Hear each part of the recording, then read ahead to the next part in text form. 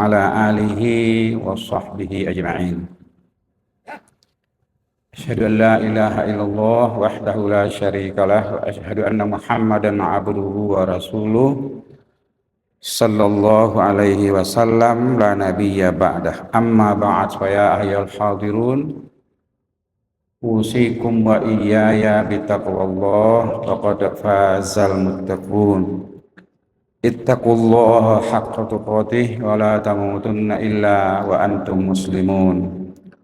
Allahumma fassalli wa sallim ala Muhammad wa ala alihi wa sahbihi ajma'in. A'udzu billahi minasy syaithanir rajim. Bismillahirrahmanirrahim. Khudz min amwalihim shadaqatan tutahhiruhum wa tuzakkihim biha wasalli alaihim wa qul ya'malu fasayarallahu amalakum wa rasuluhu wal mu'minun. Afi ayatin ukhra qul huwallahu ahad qul a'udzu birabbil falaq qul a'udzu birabbin nas qulil afwa. Kaum muslimin jamaah Jumat yang budiman, kita bersyukur kepada Allah Subhanahu wa taala, bersalawat kepada Nabi Muhammad sallallahu alaihi wasallam. Allahumma sholli ala Muhammad. Al-Quranul Karim yang berisikan 114 surat ini sering kita sebut dengan firman Allah. Sedangkan kepada hadis sabda Rasulullah. Jadi kita sering tidak mengatakan bahwa Allah Subhanahu wa taala berkata. Tapi yang sering kita dengar itu adalah Allah Subhanahu wa taala berfirman. Kenapa demikian? Karena firman Allah itu ada yang berbentuk khabariyah, berita, ada yang berbentuk insya'iyah atau perintah dan larangan. Nah, oleh karenanya ketika kita mau mengamalkan firman Allah itu, kita harus melakukan internalisasi makna-makna yang terkandung di dalam firman Allah itu sendiri.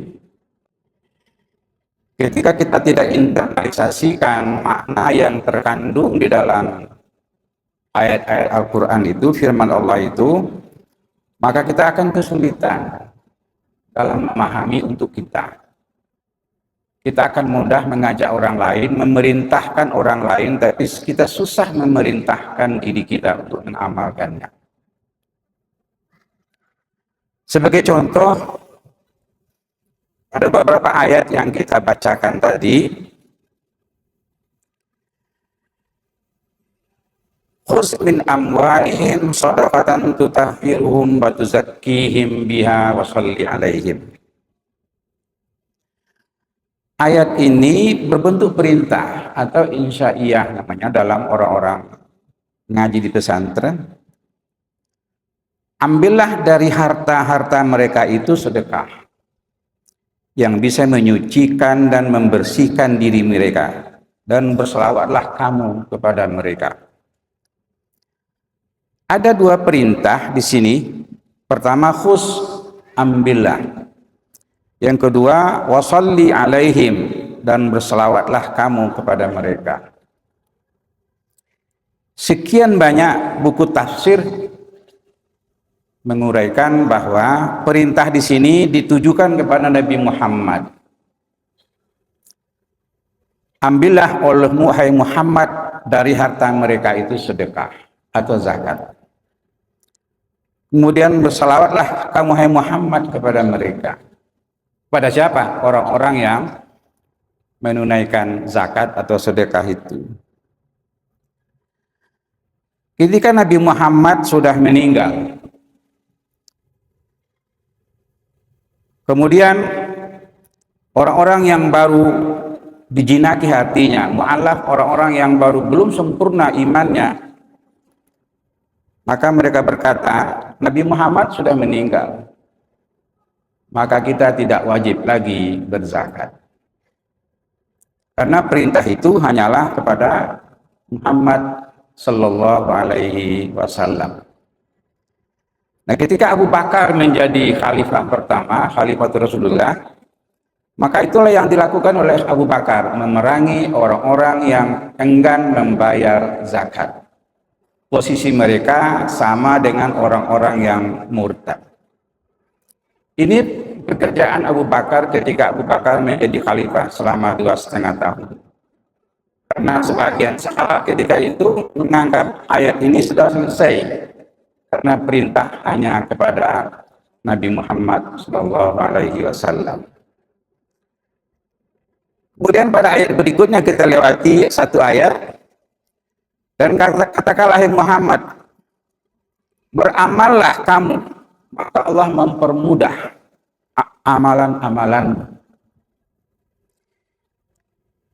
Mufassir juga menguraikan kul di sini adalah katakanlah hai Muhammad, beramallah kamu, Allah akan memberi kemudahan terhadap amalan yang kamu laksanakan. Nah, ketika ayat ini masih kita terjemahkan kepada Nabi Muhammad, kita tidak terpanggil untuk beramal sesungguhnya. Karena ayat ini hanyalah kepada Nabi Muhammad sallallahu alaihi wasallam. Kemudian kaum muslimin, jamaah Jumat yang budiman, ada 3 ayat, 3 surah yang pendek-pendek yang kita bacakan tadi. Qul huwallahu ahad. Katakanlah hai Muhammad, Allah itu esa. Qul a'udzu birabbil falaq. Katakanlah hai Muhammad, aku berlindung dari kegelapan malam. Qul a'udzu birabbin nas. Kata-kata qul yang 3 itu ditujukan juga kepada Nabi Muhammad. Sekarang persoalannya adalah bagaimana kita menginternalisasikan perintah itu kepada diri kita. Cara menginternalisasikannya adalah sama dengan ayat yang kita bacakan sebelumnya. Khudz min amwalihim shadaqah, itu kita wajib berzakat. Siapapun kita wajib menunaikan zakat, bukan hanya kepada Nabi Muhammad. Kita wajib beramal. Selama kita beramal, Allah akan memberikan kemudahan-kemudahan terhadap amalan kita. Kalau tidak salah, Qul huwallahu ahad itu adalah surat yang ke-6 diturunkan oleh Allah. Ayat-ayat surat-surat sebelumnya belum dituliskan, belum disebutkan kata Allah. Baru disebutkan kata Rabb.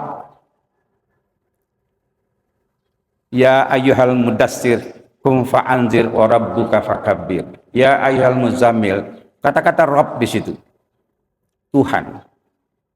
Berarti Tuhan itu sudah dikenal oleh bangsa Arab karena bapak Nabi saja bernama Abdullah. Bapak Nabi bernama Abdullah, berarti orang sudah mengenal Allah sebelum Nabi Muhammad dilahirkan. Tetapi untuk sampai kepada Allah itu adalah melalui sekian banyak Rabb Tuhan yang digantungkan di Ka'bah, Al-Lata, Wal-Uzza, Wal-Manata. Sehingga menjadi musyrik. Oleh karenanya, kita tarik ke diri kita, memahami ketentuan firman Allah itu. Kita yang harus melakukan. Sama dengan ayat yang lusuh kita baca kemarin ketika puasa Ramadan. Kutiba alaikumus syiyam kama kutiba alal ladzina min qablikum. kita tarik ke diri kita makna ayat itu. Kita wajib berpuasa. Bukan diperintahkan lagi. Kalau diperintahkan itu Allah kepada kita itu. Tapi kita kepada diri kita adalah mengamalkan seperti apa yang dituliskan oleh Allah Subhanahu wa taala itu. Kaum muslimin jamaah Jumat yang beriman, pada ketentuan lain misalnya anak-anak kita, taman kanak-kanak, mungkin di SD, mungkin sampai ke SMA. Mahasiswa-mahasiswa yang pernah kita tanya, coba kamu definisikan apa itu wajib. Maka mahasiswa menjawab, yang wajib itu berpahala dikerjakan dan berdosa kalau ditinggalkan. Lalu kemudian apa itu yang haram? Yang haram itu adalah berdosa kalau dikerjakan dan berpahala kalau ditinggalkan. Sampai ke tingkat mahasiswa, mungkin sampai ke usia kita sekarang ini masih itu definisi yang wajib dan haram yang sunat. Sehingga motivasi kita untuk melaksanakan yang wajib, melaksanakan yang sunat, meninggalkan yang haram, meninggalkan yang makruh, tidak utuh. Kenapa tidak utuh? Karena definisinya tidak diubah. Sekarang waktunya mengubah, kita ubah definisi itu. Apa yang wajib? Yang wajib itu adalah kebutuhan primer. Dan yang sunat adalah kebutuhan sekunder. Motivasi untuk melakukan yang sunat harus sama dengan motivasi untuk melakukan yang wajib. Jangan berbeda. Motivasi untuk meninggalkan yang makruh harus sama dengan motivasi untuk meninggalkan yang haram. Jangan berbeda. Selama motivasi kita melakukan yang sunat kuat, selama itu pula kita akan menunaikan yang wajib secara khusyuk dan ikhlas. Ketika tidak, kapan seseorang bisa menunaikan sholat sunat? Ketika sholat berjamaah itu, sholat wajib itu berjamaah dilakukan. Tapi ketika sholat 5 waktu itu tidak berjamaah, motivasi orang untuk menunaikan sholat sunat tidak seperti menunaikan ibadah wajib. Karena tidak masalah kalau tidak ditunaikan. Nah, karenanya harus diubah. Guru-guru taman kanak-kanak, guru-guru ngaji sekarang ini harus mengubah definisi itu. Ketika Rasulullah menunaikan ibadah sholat malam, untuk Rasulullah dia wajibkan untuk dirinya. Sholat tahajud, sholat hajat segala macam untuk Rasulullah dia wajibkan. Makanya Rasulullah tidak melakukan berjamaah sholat malam. Karena dia takut dijadikan sebagai kewajiban oleh sahabat-sahabat beliau. Menggosok gigi sebelum sholat diwajibkan oleh Rasulullah untuk dirinya. Tetapi tidak diwajibkan kepada hambanya, kepada sahabat-sahabat segala macam. Kenapa begitu? Karena untuk Rasulullah, apa hal yang bersifat sunat dia wajibkan untuk dirinya, apalagi yang wajib. Nah, oleh karenanya kaum muslimin sekalian, mari kita internalisasikan pengertian-pengertian kandungan yang ada di dalam Al-Quranul Karim itu kepada diri kita. Jangan selesaikan dia hanya sebagai perintah dari Allah. Jangan selesaikan dia hanya sebagai larangan dari Allah. Tapi kita amalkan, maka Allah akan memberi kemudahan terhadap amalan kita. Makanya ayat tadi Allah berfirman, "Wa qul i'malu fasayarallahu amalakum." Beramal sajalah kita, jangan banyak tuntutan, maka Allah memberi kemudahan terhadap apa-apa yang kita amalkan. Fa'tabiru ya ulil albab la'allakum tuflihun.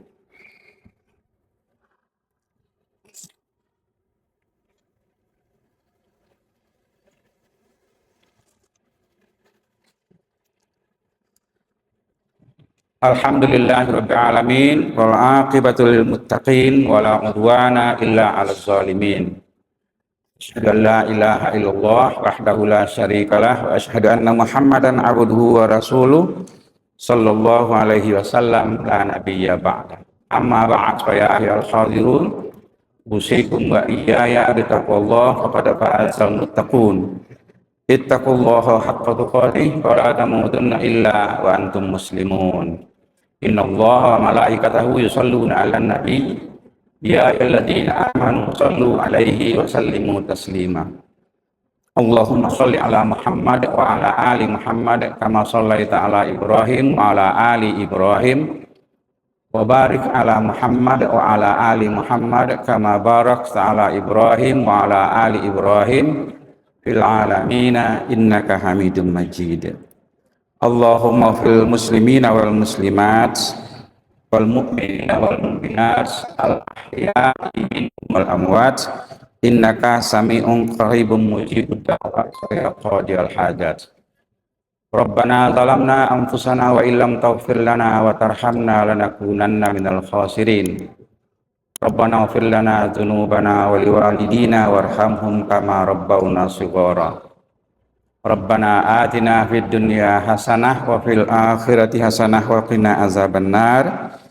Ibadallah innallaha ya'muru bil 'adli wal ihsan wa ita'i dzil qurba wa yanha 'anil fahsya'i wal munkar wal baghi ya'izukum la'allakum tadhakkarun wa la dzikrullahi akbar.